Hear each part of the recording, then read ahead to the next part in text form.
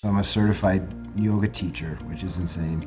A lot of running, biking, golf, and just like being active a couple hours a day is something that's really important to me and helps keep me like level.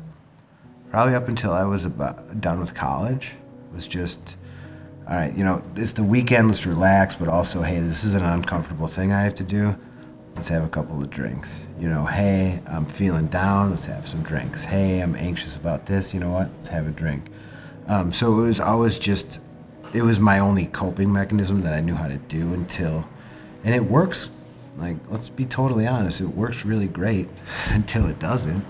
And then I had a seizure at my nephew's first birthday party in front of my whole family. Like, I knew what it was from, but I didn't say anything to anybody. And finally, the doctors were trying to narrow it down in that. And then it's like, well, what else did you change as of late? I was like, oh, I haven't drank since Thursday or whatever it is. And the doctor's like, oh, okay.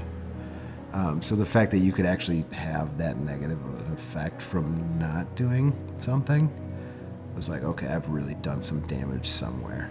And it's time to look into some help.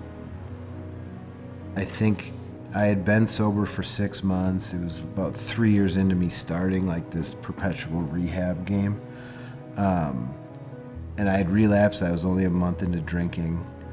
And my family was doing these daily interventions. My brother would show up one day, my mom would show up the other next day, another brother or sister. And then finally, for whatever reason, it was July 27th of 2020. My dad came over. He was to the point where he'd, in his head, say like, I might have to give up. And like you could see it on him, like, oh no, like I'm gonna have to give up my kid. But so he came and had some things that were, some choices that I had to make about my own funeral. Because that was something he didn't want to do. He didn't want to put on my mom. He didn't want my brothers and sister to have to do anything. So for whatever reason, him bringing up the fact that that was the next step in the plan for them was enough to get me to go into treatment. Funny enough, too, is the day that I quit before I had that seizure, I had some hallucinations. And the one that was terrifying was my funeral. And I was like hallucinating being in one of those bad wooden chairs at a funeral home and everybody's in a line doing the thing, right? So the serendipity of that being one of the first times I tried to quit. And, hopefully the last time I ever did is kind of strange to me too.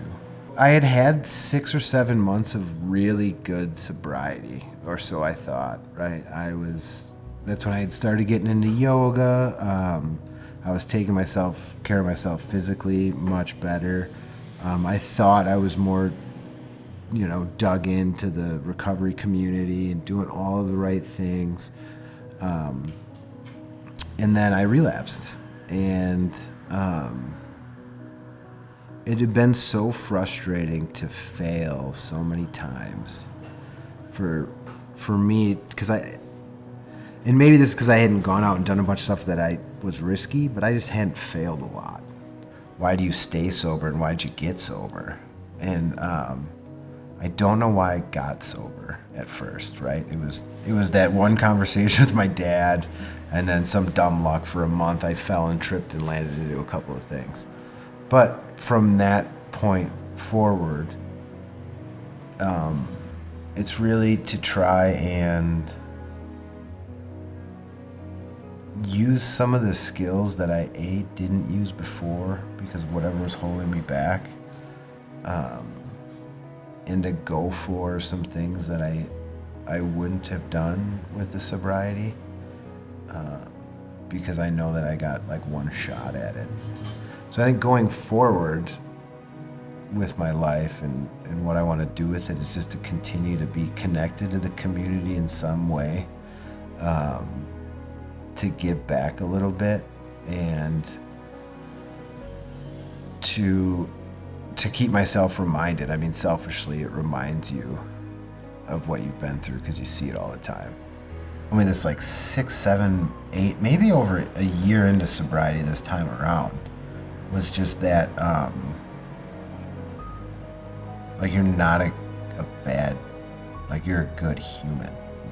I needed to be reminded often that like you are still a good person. You just got to work through some of the nightmares first.